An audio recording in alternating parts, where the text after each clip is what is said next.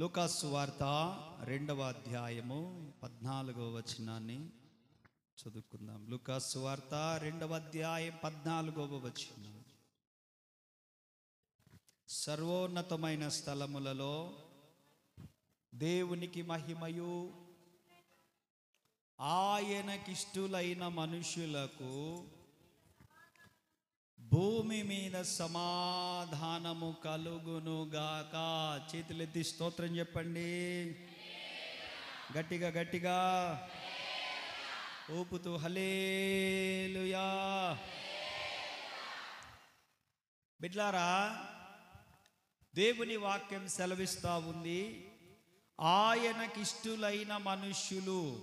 చెప్పండి, ఎవరైనా యేసయ్యకిష్టులైన మనుషులు ఎవరు అని కనుగొనాలి ఈరోజు మనం. ఆమేన్. భూమి మీద ఉన్న వారందరూ కూడా ఆయనకి ఇష్టులా అంటే ఏమో, ఈరోజు వాక్యములో నుండి మనం సమాధానం తెలుసుకుంటే మంచిది. భూమి మీద కోట్లాది మంది ప్రజలు ఉన్నారు, వేల కొలది భాషలున్నాయి, వందల కొలది జాతులున్నాయి, రకరకాల కులాలున్నాయి, పుట్టగొడుగుల్లాగా పుట్టకొచ్చిన మతాలున్నాయి. మత ఛాందస్సవాదముతో తలకాయల పొగళ్ళు కొట్టుకొని కేసుల పాలై మతోన్మాదులు ఉన్నారు. వీరిలో ఏ జాతి ప్రజలంటే దేవునికి ఇష్టం, ఏ మతంలో ఉన్నవారంటే దేవునికి ఇష్టం, ఏ కులం అంటే దేవునికి, ఏ కులంలో ఉన్నవారంటే దేవునికి ఇష్టం, ఏ జాతిలో ఉన్నవారంటే దేవునికి ఇష్టం, ఏ ఊరిలో ఉన్నవారంటే ఇష్టం, ఏ రాష్ట్ర ప్రజలు ఇష్టం, ఏ దేశ ప్రజలు ఇష్టం, ఎలాంటి మనుషులంటే ఆయనకి ఇష్టము. దేవుని వాక్యం అంటుంది, సర్వోన్నతమైన స్థలములలో దేవునికి మహిమ కలుగుతుంది, ఆయనకి ఇష్టులైన బిడ్డలకు భూమి మీద సమాధానము కలుగునుగాక అన్నాడు. ఆమేన్. బిడ్లారా, యేసుక్రీస్తు పుట్టినప్పుడు మొట్టమొదటి గీతం ఇది. దేవదూతలు మాట్లాడుతూ ఉన్నారు అలాగున. ఈరోజు ఇక్కడ ఉన్న వారిలో ఎంతమంది దేవునికి ఇష్టమైన వారో మనం తెలుసుకోవాల్సినటువంటి అవసరత ఉంది. ఎవరికి దేవునికి ఇష్టలైన బిడ్డలు అంటే, బాగా ప్రార్థన చేసేవారా, బాగా ఆరాధన చేసేవారా, బాగా కానుకలు ఇచ్చేవారా, ఆదివారం ఆరాధనకు వచ్చేవారా, సభలు పెడితే హాజరయ్యేవారా, నెలకోసారి బల్లారాధన కొరకే శుద్ధీకరించుకొని బల్లలో పాలు పొంది మిగతా రోజులు ఇష్టానుసారంగా బ్రతికేవారా అంటే ఏమో, ఒకటి తక్కువ ఒకటి ఎక్కువ అని చెప్పుకోవడం దేనికి, ఫలాని వారే అని చెప్పుకోవడం దేనికి. అందుకని హెబ్రీలకు రాసిన పత్రికలోనికి పరిగెత్తుకుంటూ రాగలిగితే అక్కడ మనకు ఒక సరైన సమాధానముతో కూడిన జవాబు మనకు కనిపిస్తుంది. 11వ అధ్యాయము 6వ వచనములో దేవునికి ఎవరంటే ఇష్టలో ఈరోజు నేర్చుకుందాం మనం. విశ్వాసము లేకుండా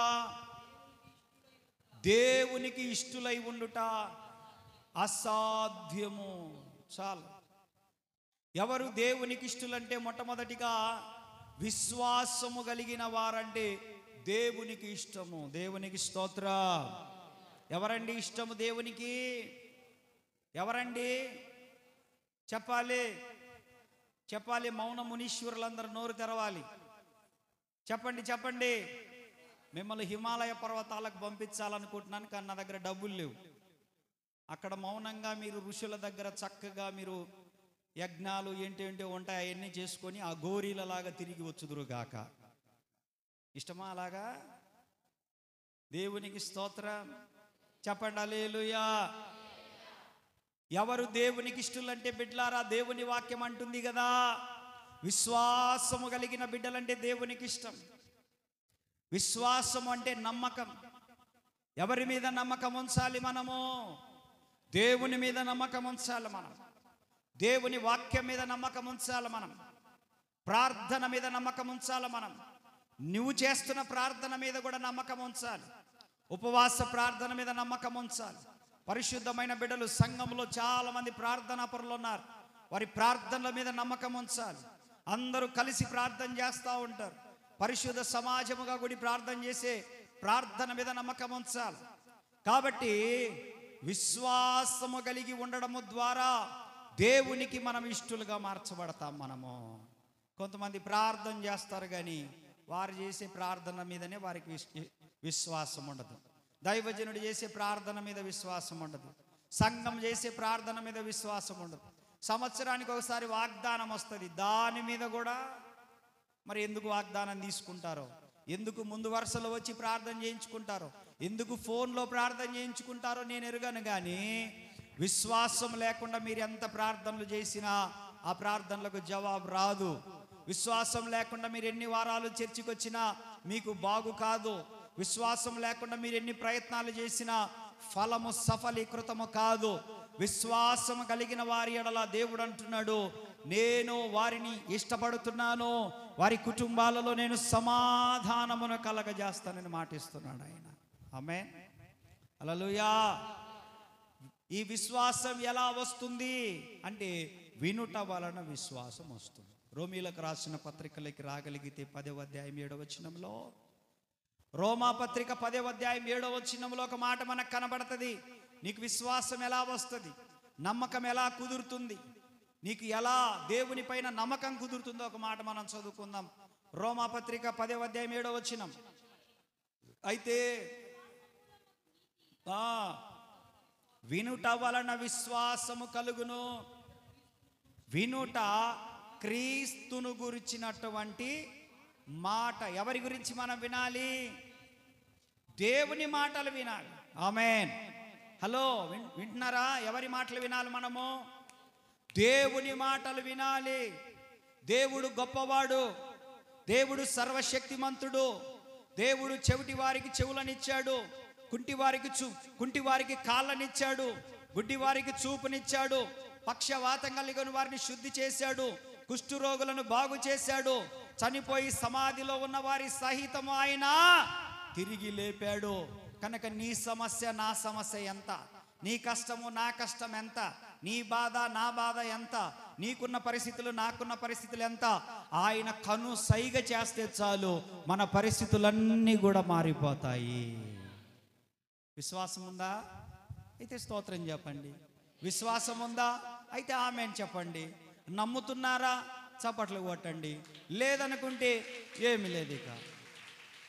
ఎందుకనంటే ఆయనకిష్టులైన వారు మాత్రమే విశ్వాసం కలిగి బ్రతుకుతారు. ఆయనకిష్టులైన వారు మాత్రమే నమ్ముతారు. ఆయనకిష్టులైన వారు మాత్రమే ప్రభువుతో మమేకమైపోతారు. స్తోత్ర.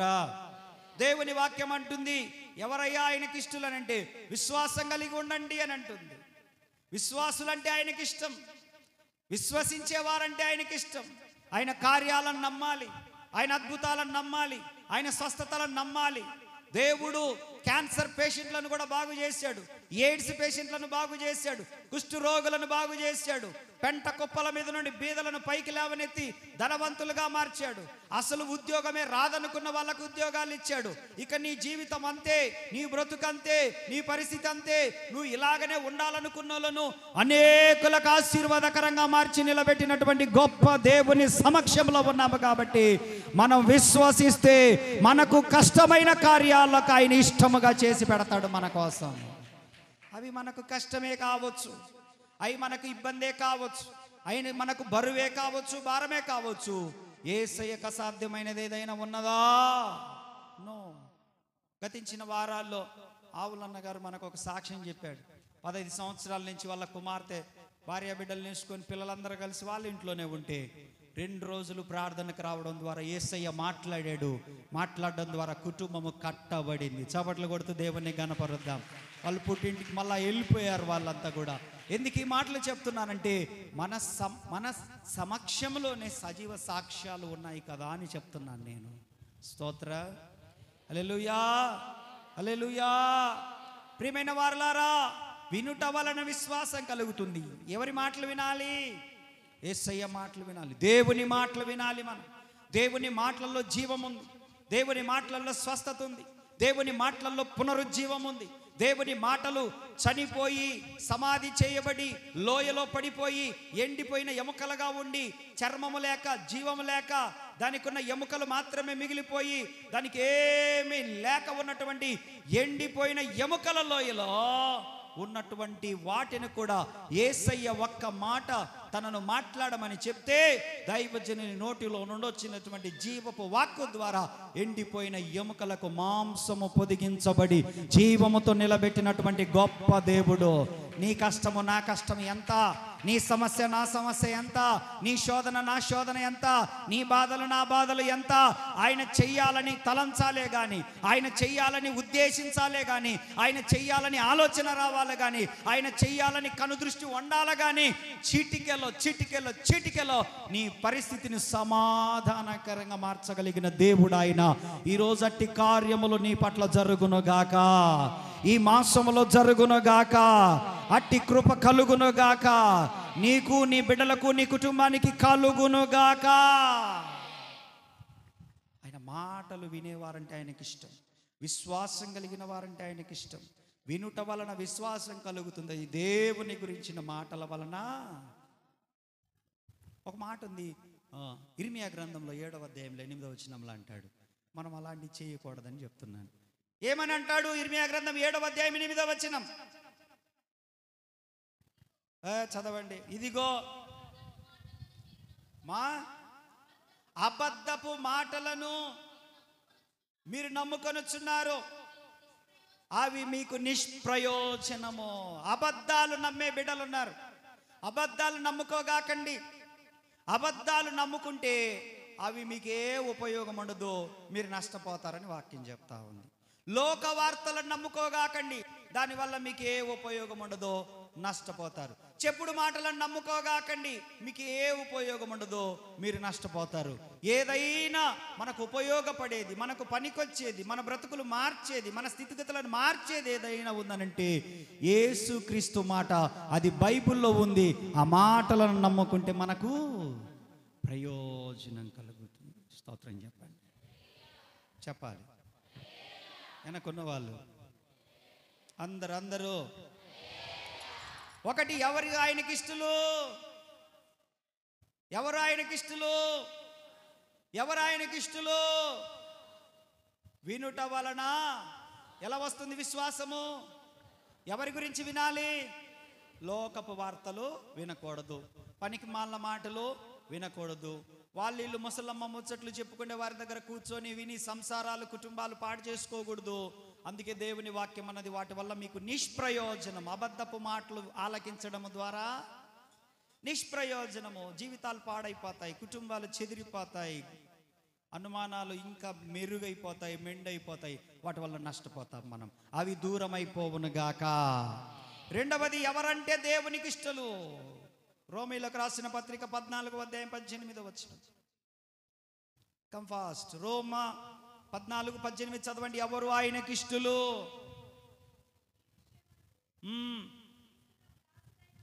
క్రీస్తునకు దాసులైన వారు. స్తోత్రం చెప్పండి. ఎవరండి ఆయనకి ఇష్టలు? రెండవది, యేసు క్రీస్తుకు దాసులైన వారందరూ ఆయనకి ఇష్టలు. హల్లెలూయా. మనం ఎవరిమి? యేసు క్రీస్తు యొక్క ఆయన ఒక పాట పాడాడు రాజుబాబు గారు, గండిగుంట రాజుబాబు గారు. యేసయ్యా దాసులమమ్మ మన అందరి కొరకు కలువరి సిలువలో రక్తము కార్చి ప్రాణము పెట్టి, యేసయ్యా దాసులమై పల్లె పల్లెలో పట్టణం ఓ తాత ఓ అవ్వ అని చెప్పి ఓ చక్కని పాట రాశాడు. దేవునికి స్తోత్ర. నాకు రాదులే, గుర్తు రావట్లేదు. అదొక గ్రూప్ సాంగ్ నిలబెట్టి పాడిస్తూ ఉంటాడు. మనందరం ఎవరిమి చెప్పండి? I am a servant of God. చెప్పండి, ఎవరి మనము? దేవుని దాసులం. వెనకున్న వారు ఎవరు? ఆయనకి యజమానులా మీరు? ఆయన సెక్యూరిటీ గార్డా మీరు? ఎవరు మీరంతా? ఆయన బాడీ గార్డ్సా? ఎవరు మనము? ఇక్కడ ఉన్న వారందరము కూడా యేసుక్రీస్తు దాసులము. స్తోత్ర. యేసుక్రీస్తు దాసులైతే ఆయనకిష్టులు. ఏంటి? ఎవరంటే ఆయనకిష్టులు? ఇప్పుడు యేసుక్రీస్తు దాసులకున్న లక్షణం ఏంటంటే తగ్గింపు జీవితం. ఏంటిది? ఓబీడియన్స్ అన్నమాట. తగ్గింపు జీవితం. తన్ను తాను తగ్గించుకున్నవాడు. చెప్పాలి, తన్ను తాను తగ్గించుకున్నవాడు. తన్ను తాను ఒక ఆయన ప్రసంగం చేస్తూ ఉన్నాడంట, ఇదే మాట చెప్తా ఉన్నాడంట. ముందు చాలా మంది కూర్చొని ఉన్నారు. తన్ను తాను తగ్గించుకున్నవాడు హెచ్చింపబడునని చెప్తా ఉన్నాడంట. తన్ను తానని పాపం పోయి ఆమె మీద పడిపోయినట్ట, ముసలావ మీద. అమ్మమ్మ సారీ అమ్మ, నేను అట్ట అనకలేదు, కింద అయ్యా నీదేం తప్పులేదులే, ఇందాక నుంచి చెబుతున్నావు తన్ను తానని, నేనే అర్థం చేసుకోలేకపోయా, నువ్వు తన్నేంత వరకు నాకు బుద్ధి రాలేదయ్యా, ఈసారి నుంచి కొంచెం వెనక్కి కూర్చుంటాయా 4 అడుగులు అన్నదంట. ఆ తన్ను తాను కాదు, అవర్ సెల్ఫ్. మనకు మనము తగ్గించుకుంటే ఎదురు చూడండి, ఒక రోజున మనం ఉన్న స్థితి నుండి ఉన్నతమైన స్థితికి తీసుకొని వెళ్ళిపోతాడు ప్రభు మనల్ని. ఆమేన్. మొదటిది ఎవరంటే ఆయనకి ఇష్టము? విశ్వాసం అంటే ఏంటి? నమ్మకం. మరి నేను చెప్పిన మాటలు మీరు నమ్మితే ఏం చేయాలి? రెస్పాండ్ అవ్వాలి. రెస్పాండ్ అవ్వాలంటే స్తోత్రం అని చెప్పడము, జపట్లు కొట్టడము, హల్లెలూయా చెప్పడము, ఏదో ఒకటి చేయాలి. కానీ మీరు చేశారా? ఊరిని చూస్తుండ్రు.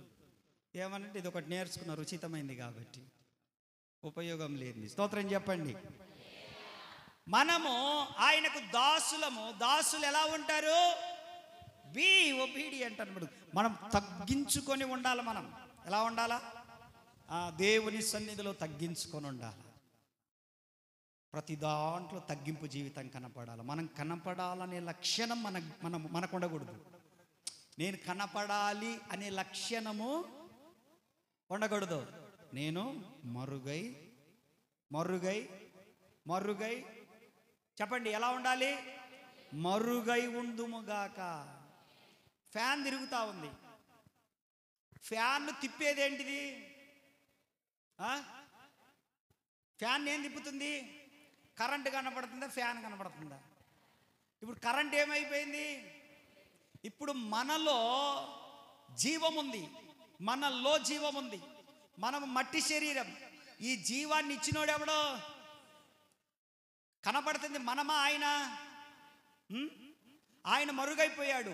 ఇప్పుడు మనం కూడా ఏం చేస్తుండాలి? ప్రతిరోజు, ప్రతిదినము, ప్రతి విషయంలో మనలో నడిపిస్తున్నోడు కనపడాలి. మనం మరుగైతా ఉండాలి. ఆమేన్, హల్లెలూయా. కాబట్టి నేను కనపడాలి సంఘములో, నేను కనపడాలనే తత్వము నశించిపోవును గాక.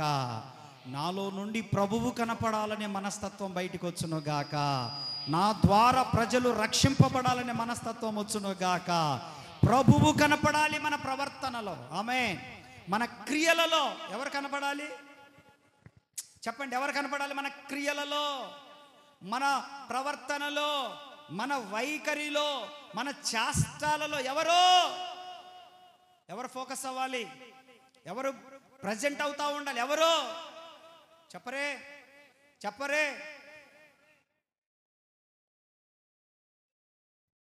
చెప్పండి ఏదో ఒకటి. నేనేమన్నా హస్తం గుర్తు కోట ఏమంటున్నా? ఎవరికమ్మా మీ ఓటు? గుర్తు ఉంచుకో.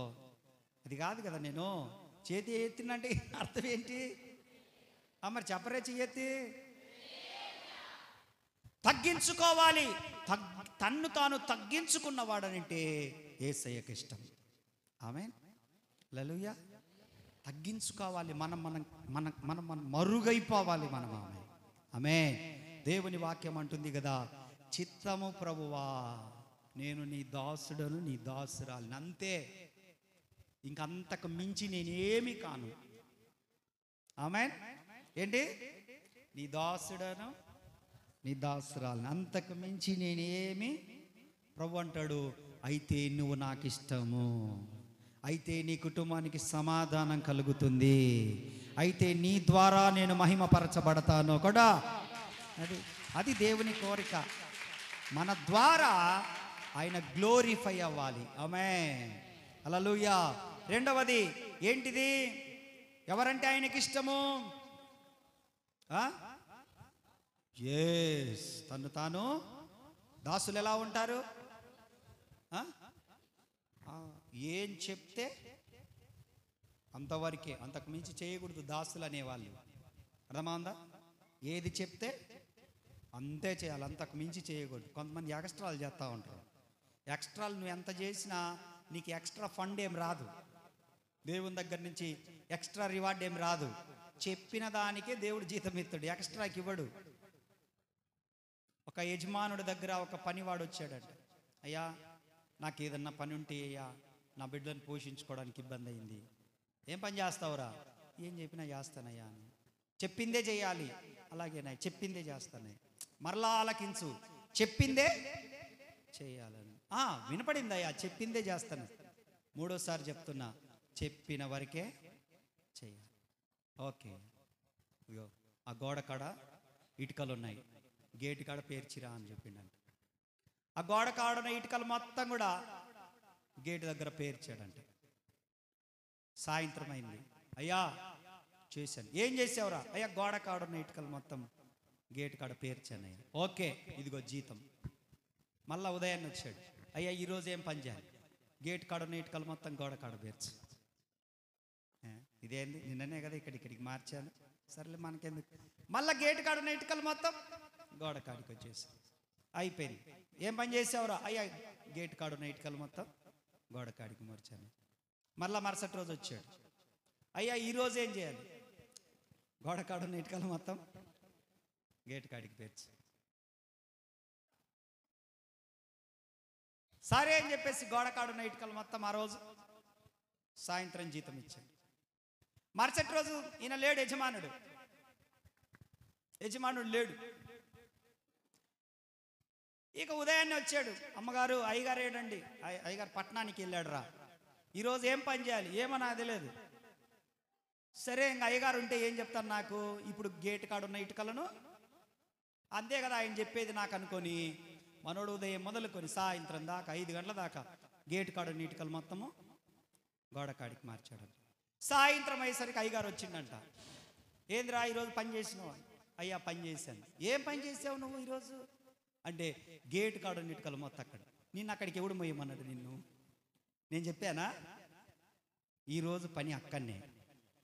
నువ్వు అక్కడున్న ఇటుకలు మొత్తం ఇక్కడికి మోసావు కాబట్టి మన కమిట్మెంట్ ఏంది? చెప్పాలి. ఇదేం చిన్న విషయం కాదు. చెప్పిందే చేయి, మర్యాదగా ఎక్కువ చేయకు. ఆయన అన్నాడు, నేను చెప్పని పని నువ్వు చేసావు కాబట్టి నేను కూలి ఇవ్వను నీకు. నేను చెప్పినదే చేస్తే కూలి ఇస్తా. అయ్యా, ఉదయం నుంచి మోసానయ్యా, ఎర్రటెండకు మోసానయ్యా, చూడయ్యా నా భుజాలు కాయలు కట్టినాయి, అదంతా ఎర్రగా చూడయ్యా, నా ముఖానికి ఎంత. నాకెందుకు? నేను చెప్పిన వరకే ఇస్తా అని చెప్పిన. రేపు రాపో అంతే. దేవునికి స్తోత్రం. దాసుడు అనేవాడు ఎలా ఉండాలి? చెప్పిన పనే చేయాలి, ఎక్స్ట్రా చేయకూడదు. అందుకే ఎవరంటే ఆయనకి ఇష్టం అంటే, దేవుడు చెప్పినదే చేయాలి తప్ప ఎక్స్ట్రా చేసే వాళ్ళంటే ఆయనకి ఇష్టం ఉండదు. దేవునికి స్తోత్రం. మన అందరము కూడా ఆయనకిష్టులైనటువంటి దాసులుగా ఉందముగాక. మూడవది మనం నేర్చుకుందాం, ఎవరు ఆయనకి ఇష్టలు? యాక్ట్స్. అపోస్తుల కార్యం 13వ అధ్యాయం 22వ వచనం చదవండి. నేను 10 నిమిషాలలో ముగించేస్తాను, బల్లారాధన ఉంది కదా. అపోస్తుల కార్యం 13:22.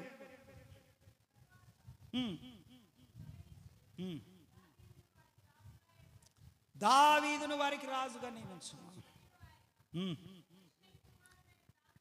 ఓకే, నేను యెష్షయి కుమారుడైన దావీదును కనుగొంటిని, అతడు నా ఇష్టానుసారుడైన ఆది.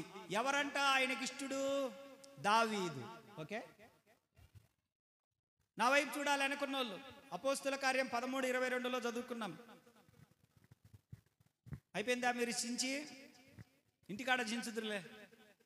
ఇంటికాడ చించడానికి టైం ఉండదు, కానీ ఇక్కడ చించుతూ ఉంటారు. నా వైపు చూసి ఆలకించండి.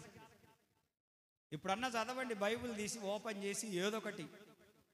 కొంతమందికి బాగా అలవాటు, కొంతమందికి వెళ్ళే బైబిల్లో పొల్లబెట్టి ప్రార్థన చేసుకొని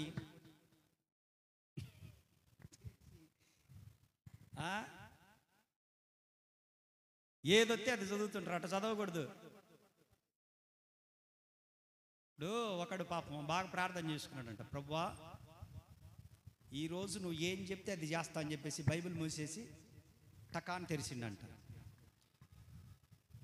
యూదా పోయి ఉరి వేసుకొనినని వచ్చిందంట. యూదా ఇస్కరియోతు పోయి చదవచ్చునట. ఇప్పుడు ఏం చేయాలి? వీడు ఒప్పుకున్న ఒప్పందం ప్రకారము అటు చదవకూడదు. బైబిల్ ఒక ఆర్డర్ వైజ్గా చదవాలా. దేవునికి స్తోత్ర, హల్లెలూయా. ఒక దొంగోడు దొంగతనానికి పోయేటప్పుడు ప్రార్థన చేసుకొని బైబిల్ తెరిచే అలవాటు ఉందంట వాడికి. పాస్టర్ గారు రోజు చెప్తా ఉంటాడు బైబిల్ చదవమని అని చెప్పేసి ప్రార్థన చేసుకొని బైబిల్ తెరిచి, ప్రభువా ఇప్పుడు నువ్వేం చెప్తే అది చేస్తా అన్నాడంట. వాడు బైబిల్ కళ్ళు మూసుకొని బైబిల్ తెరిచిండంట. నీవు చేయు ప్రయత్నములన్నిటిలో నీ దేవుడని యెహోవా నీకు తోడై ఉండును అన్నాడంట. వీడు ఏం చేయడానికి పోతుండు?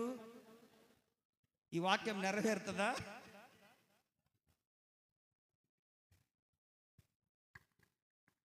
అందుకని ఆర్డర్ వైజ్గా చదవండి. దేవునికి స్తోత్రం.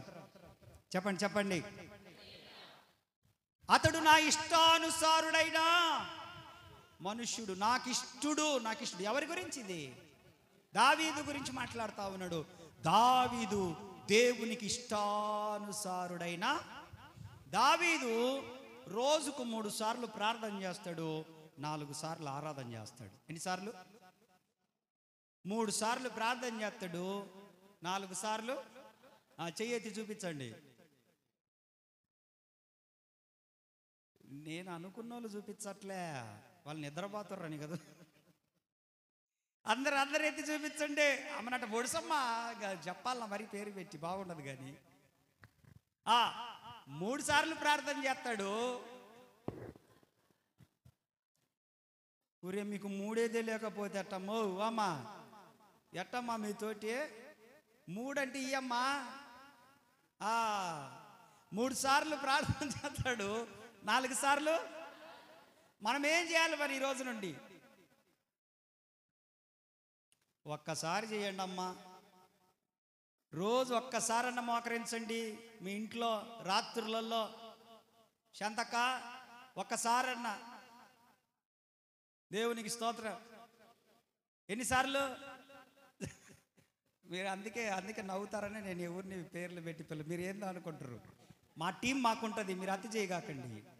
మా టీంతో అప్పుడప్పుడు మధ్యలో మాట్లాడుకుంటుంటాం. 3 సార్లు చెప్పండి అందరూ. 4 సార్లు.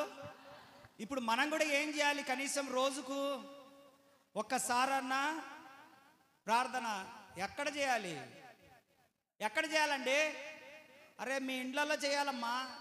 ఎక్కడ అన్నా? ఎక్కడ? ఇప్పుడు పగలు ఖాళీగా ఉండదు, పనికి వెళ్తాం.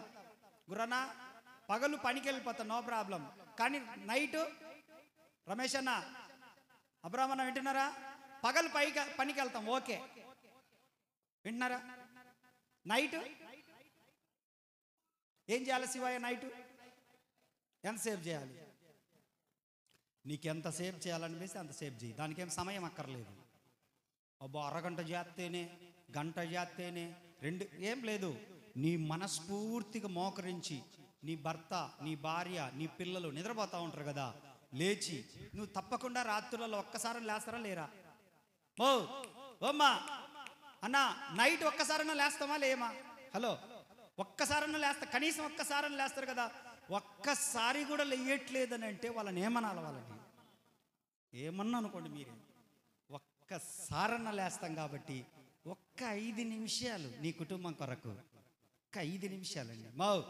చేతులెత్తి బతిమలాడుతున్నా మిమ్మల్ని, మీ కుటుంబాల కొరకు ఒక్క 10 నిమిషాలు ఎందుకు నైట్ లేసి ప్రార్థన చేయకూడదు? నేను ఏం చెప్తానంటే, మీరు పగులు గంట సేపు చేసిన ప్రార్థన రాత్రి 10 నిమిషాలు చేసిన ప్రార్థనతో సమానం అండి. చెప్పండి, ఇప్పుడు నేనేం డైలాగ్ చెప్పినా చెప్పండి.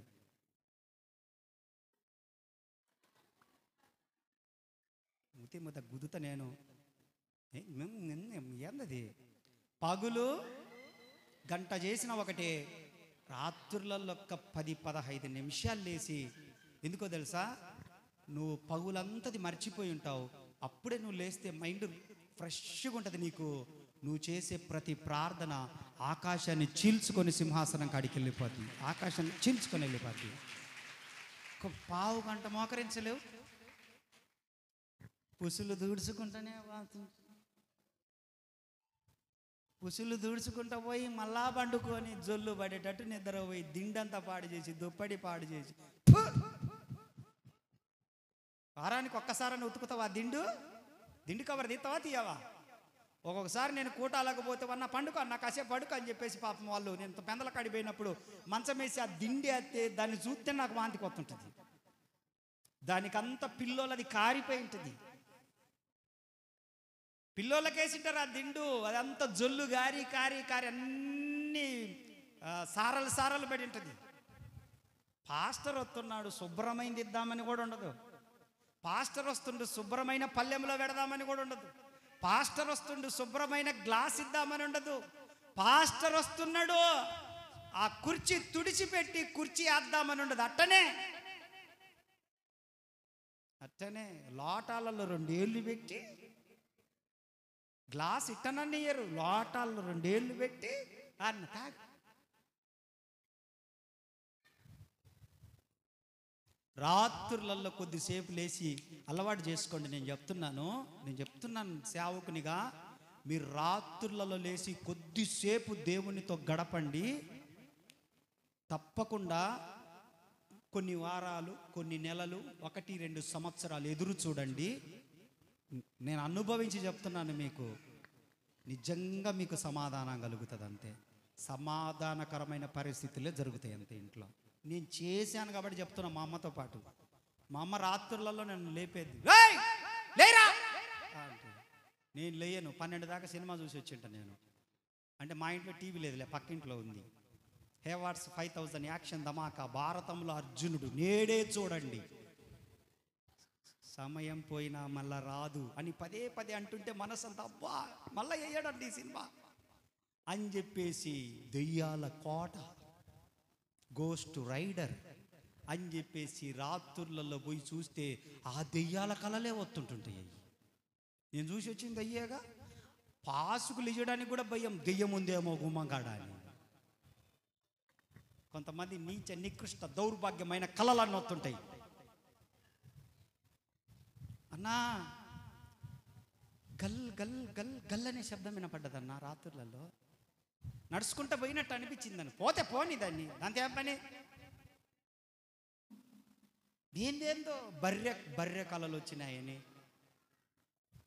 ఏం చేయలేవు. ఎందుకో తెలుసా? అసలు మీ రాత్రులలో దావీదులాగా రాత్రులలో ఏమన్నాడు తెలుసా? దేవా నేను వేకువనే నిన్ను అని ఒక మాట అంటూ 80వ కీర్తన దగ్గరికి వచ్చేసరికి ఒక డేరింగ్ అండ్ డైనామిక్ వర్డ్ వాడతాడు. 63వ కీర్తన కాడికి రండి. తాట తీసే పదం అది చదువు బిడా. రాత్రి జాముల యందు నిన్ను ధ్యానించున్నప్పుడు, 63వ కీర్తన 4-5 వచనాలు చదువుతున్నారు. 63వ కీర్తనలో రాత్రి జాముల యందు నిన్ను ధ్యానించినప్పుడు, 4వ వచనం చదువు. నా మంచము మీద, ఎక్కడ? నా మంచము మీద నిన్ను జ్ఞాపకం చేసుకొని రాత్రి జాముల యందు నిన్ను ధ్యానించినప్పుడు క్రొవ్వు మెదడు నాకు దొరికినట్లుగా నా ప్రాణము తృప్తి పొందుచున్నది. ఉత్సహించు పెదవులతో నా నోరు నిన్ను గూర్చి గానము చేయుచున్నదంటే పాటలు పాడుతూ ఉంది. కాగా నా జీవిత కాలమంతయు నేనిలాగునా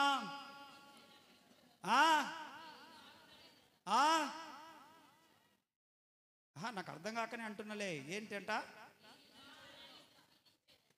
నీ నామమును నా జీవిత కాలమంతా నిన్ను స్తుతించెదను. ఎప్పుడు? పగలా రాత్రి? అది నాకు చెప్పండి. నా వైపు చూడాలా? చేతులు ఎత్తండి, చేతులు, 2 చేతులు ఎత్తండి. పోయిందా మంపు? పోయిందాక? ఓకే, దించు. ఎప్పుడు ఎప్పుడు ఎంతసేపు? మీ బుద్ధి పుట్టినంతసేపు. సమయ పరిమితి లేదు, కాల పరిమితి లేదు. బిడ్లారా, చేతులు జోడించి బతిమలాడుతున్నాను, రాత్రులలో ప్రార్థన చేయడం నేర్చుకోండి. రాత్రులలో ప్రార్థన చేయడం అంటే మీ భార్యను డిస్టర్బ్ చేయడం కాదు, మీ భర్తను డిస్టర్బ్ చేయడం కాదు, పండుకున్న పిల్లలను డిస్టర్బ్ చేసినంత గట్టిగా కాదు. నెమ్మదిగా నెమ్మదిగా ప్రార్థన చేస్తూ మూలుగుతూ నెమ్మదిగా ప్రార్థన చేయడం అలవాటు చేసుకోండి. వారాలు, నెలలు, సంవత్సరాలు పడే కొద్దీ ఆ ప్రార్థన అంతా కూడా మన పిల్లల మీద పని చేయునుగాక. చేస్తుంది అంతే. మీరేమి ఇవ్వాల్సిన పని లేదు, ఇంకా దానికి వెల చెల్లించాల్సిన పని లేదు. అది రూపాయి ఖర్చు లేని పని. స్తోత్రం చెప్పండి. పిల్లల కోసం ధనం సంపాదిస్తారు, కష్టపడతారు పగులంతా, మంచిది. అసలు ఆ ధనం సరిగా ఉపయోగపడాలంటే రాత్రి ప్రార్థన చేయండి. ఎంత ప్రయాసపడతాం పిల్లలు బాగుండాలని. వాళ్ళు చిన్నపిల్లలు, వాళ్ళు తప్పిపోతూ ఉంటుంటారు, పొరపాట్లు చేస్తూ ఉంటారు. వాళ్ళ వయసు అలాంటిది, వాళ్ళ ప్రవర్తన అలాంటిది, వాళ్ళ చర్యలు అలాంటి, లోపల మార్పులు అలాంటివి. కానీ మనం చేసే ప్రార్థన మనల్ని దాటుకొని పోదు, పనిచేస్తుంది. అది పనిచేస్తుంది. అది మా అమ్మకాడు నేర్చుకున్నా నేను. అది రియల్గా నేను చూసా. నువ్వు పగులు చేసే గంట ప్రార్థన రాత్రి చేసే పావు గంటతో సమానం. పావు గంట రాత్రి చేస్తే నువ్వు పగులు గంట సేపు చేసినట్టు. స్తోత్రం చెప్పండి. ఎందుకో తెలుసా? రాత్రులలో ప్రశాంతంగా నిద్రపోకుండా కొద్ది నిమిషాలు మోకరించావంటే దాని అర్థం ఏంటంటే నువ్వు చాలా బాధ్యత కలిగి ఉన్నావు కుటుంబం అంటే అర్థం. బర్రెగొడ్డు నిద్రపోయినట్టు నిద్రపోయినావు అనుకో. చెప్పండి చెప్పండి, ఏ గొడ్డు? నేను తిట్టట్లేదమ్మా, నిజంగా బర్రెగొడ్లు కానీ పండుకుంటూనే ఉంటుంటాయి. బర్రెగొడ్డు నిద్రపోయి ఉదయం 8:30కు లేచి టీ పెట్టినవామా, ఆ జొల్లు కూడా వేసి పెట్టండి వాళ్ళకు టీలో. దేవునికి ఇష్టముగా మనం మార్చబడుతుముగాక. ఒక మాట చెప్పి నేను ముగిస్తాను.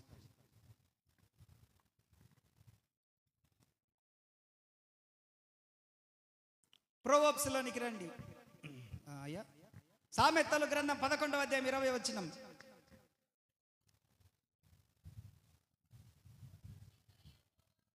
ఓకే. యథార్థముగా ప్రవర్తించువారు ఆయనకిష్టులు. హల్లెలూయా. ఎవరు ఆయనకిష్టులు?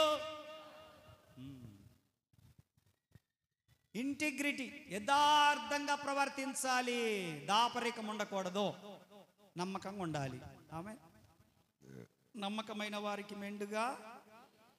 కాబట్టి ఎలా ఉండాలి? మనము యథార్థంగా ఉండాలి. దేవుని సన్నిధికి వచ్చే విషయంలో ఎలా ఉండాలి? దేవుని సొమ్ము దేవునికి ఇచ్చే విషయంలో 4,000 పెన్షన్ వచ్చింది. దేవునికి ఎన్ని వందలు ఇవ్వాలి? ఒక ఆమె నెల 200 ఇచ్చి దశంభాగం అంటది. నీకు ఎంత వచ్చాయి? ఎంత వచ్చినాయి? చంద్రబాబు ఏమి హామీ చేసిండో నాకు తెలియదు, జగన్ ఏమి హామీ చేసిండో నాకు తెలియదు, సూపర్ 6 తెలుసు, సూపర్ 7 తెలుసు నాకు. 4,000 పెన్షన్ వస్తే నువ్వు 200 ఇచ్చి దశంభాగం అంటే నువ్వు యథార్థవంతురాలివేనా?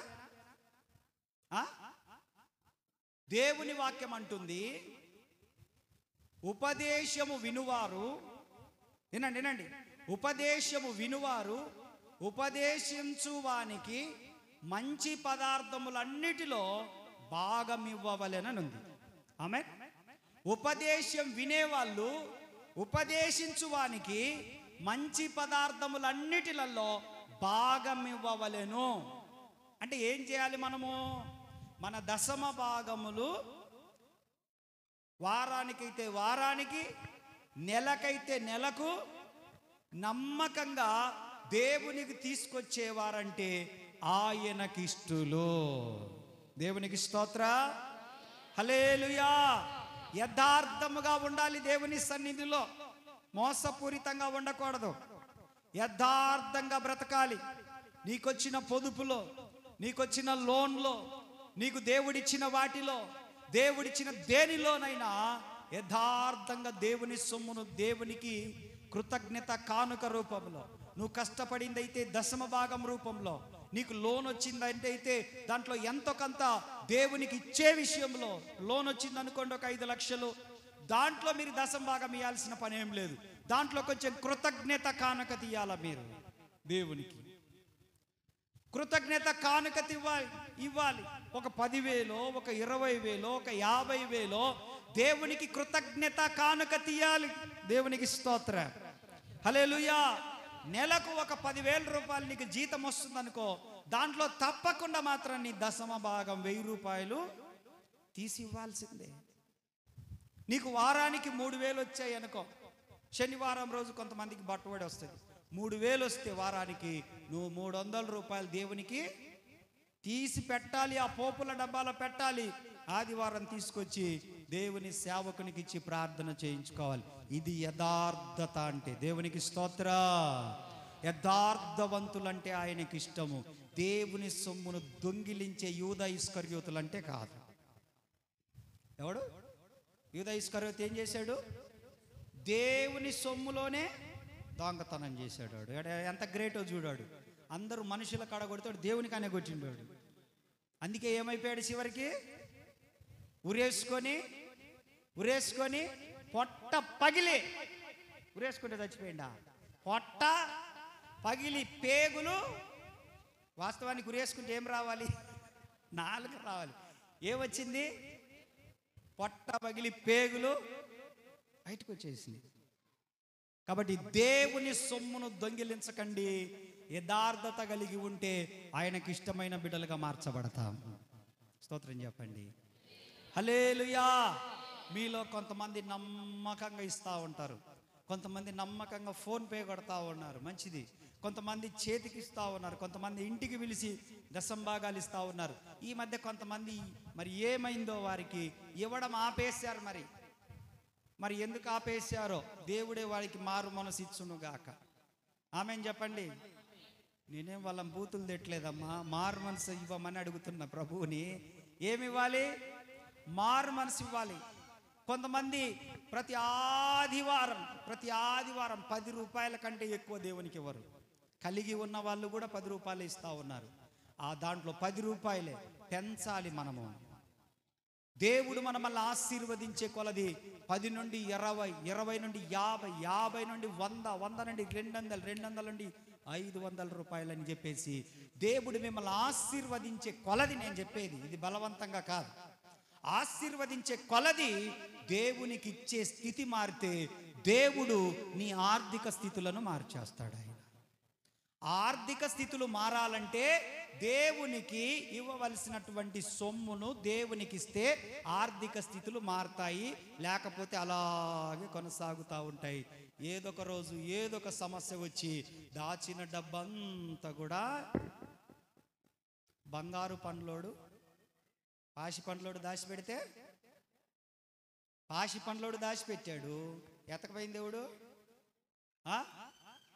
బంగారు పండ్లోడు ఎతకపోయింది అన్నట్టు మీరు తిని తినక దాంట్లో గీకి దీంట్లో గీకి దీంట్లో గీకి 50 రూపాయలు ఇవ్వాలన్నా కానుక ఏమో 10 ఇస్తే దేవుడు కాదంటాడా? దేవుడు అడుగుతాడు ఏమన్నా వచ్చి, రాజన్నకు మనం ఎంత ఎత్తున్నామో తెలుసు ఆయనకు. అందరు తలా 10 ఇస్తే సరిపోద్దిలే ఆయనకు. నాకు కాదమ్మా మీరు ఇచ్చేది, దేవునికి ఇస్తా ఉన్నారు మీరు. ఆమేన్. ప్రతిఫలం నేను కాదు ఇచ్చేది, మీకు దేవుడిస్తాడు మీకు. ఆమేన్, హల్లెలూయా, హల్లెలూయా. కాబట్టి దేవునికి ఇచ్చి చెడిపోయిన వాళ్ళు ఎవరు లేరు. దేవునికి ఇవ్వకుండా బాగుపడిన వాళ్ళు కూడా.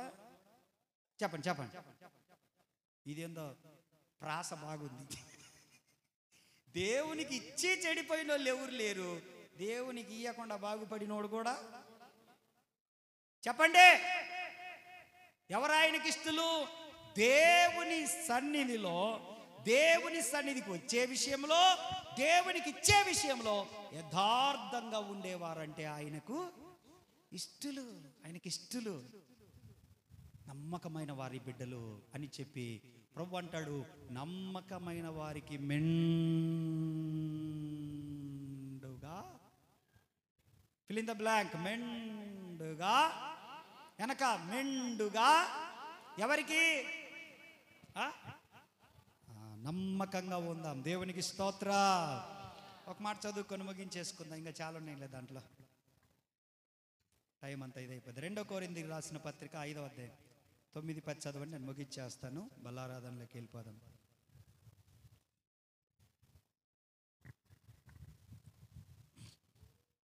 కొరింథీయులకు రాసిన 2వ పత్రిక 5వ అధ్యాయం 9-10 వచనాలు.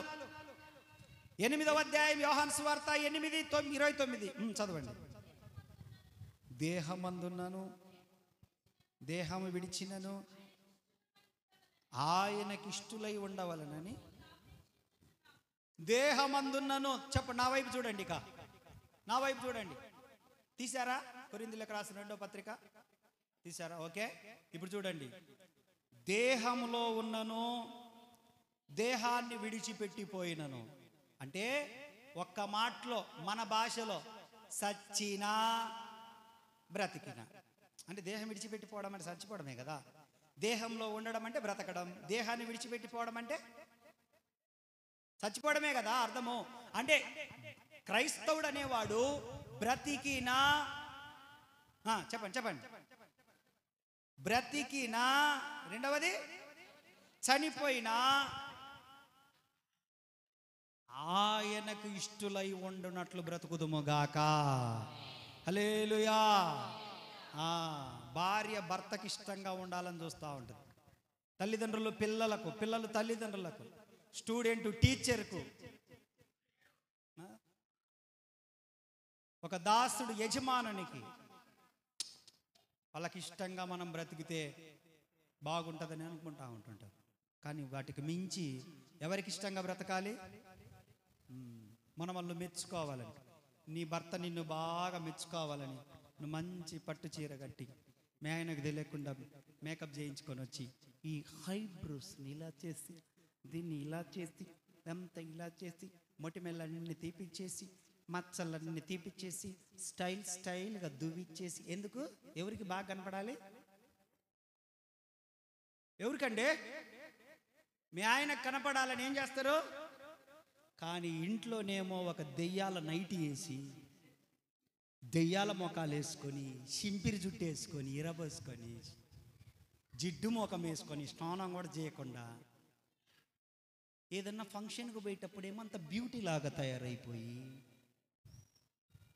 మీ ఆయన ఏమైపోవాలా?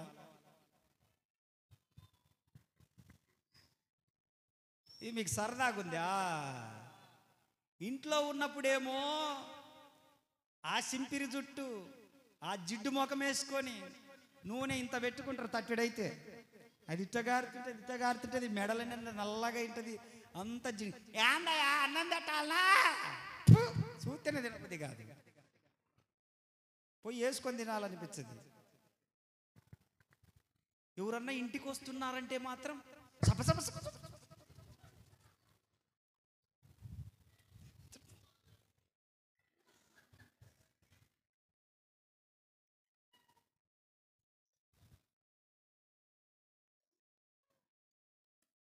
వస్తుండ్రా, బయలుదేరిండ్రా అంటున్నా వాళ్ళు, బయలుదేరిండ్రా. మే టవల్ తీసి ఎక్కడి నుంచి ఆ నైట్ ఎక్కడ ఎందుకు వేసినవు? ఆడబిట్టు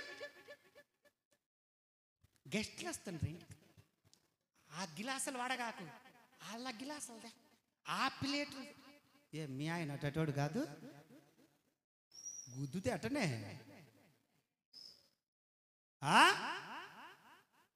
జిడ్డు మోకాలు వేసుకొని వారానికి 1-2 సార్లు అన్నా అందంగా కనపడండి మీ ఆయనకు, తప్పులేదు. కనపడాల్సింది పెళ్లిలో అటనే కదా చూసింది ఆయన. పెళ్ళిలో అటనేనా చూసింది? అట్ట కాదా? చింపిరి నెత్తితో పోయి కూర్చున్నావా నిన్ను పెళ్లి చేసుకునేటప్పుడు? మా ఆయన నన్ను పట్టించుకోవట్లేదు, మా ఆయన నన్ను పట్టించుకోవట్లేదు.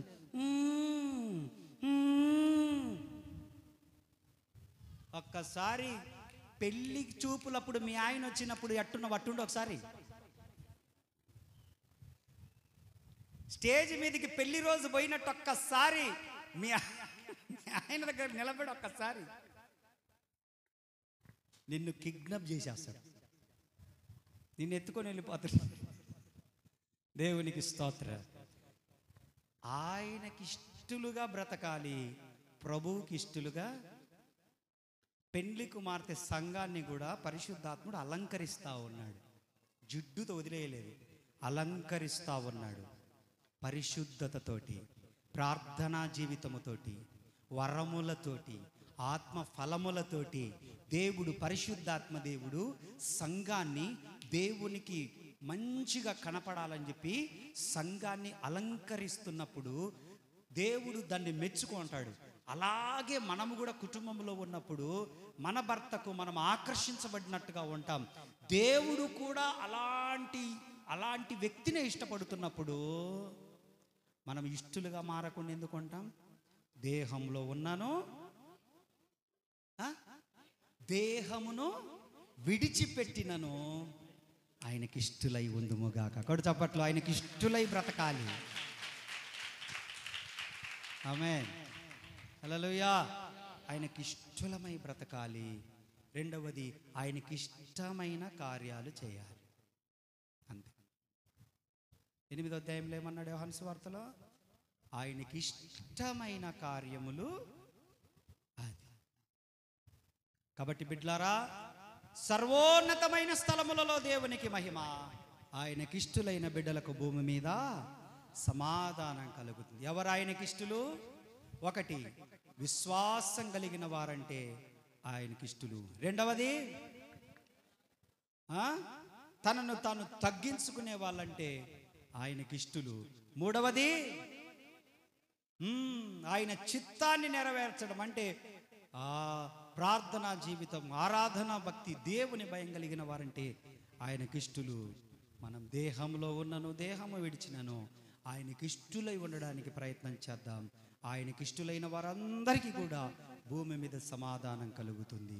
దేవుడి మాటలు దీవించునుగాక. బల్లలో పాలు పొందాలనుకున్న వారు లేచి నిలబడండి, మిగతా వారు అలాగే కూర్చొని ఉండండి. బల్లలో పాలు పొందాలనుకున్న వారు మాత్రం ప్రభు సన్నిధిలో లేచి నిలబడి, మిగతా వారు అలాగే కూర్చొని ప్రభు సన్నిధిలో కళ్ళు మూసుకొని ఉందాం అందరం.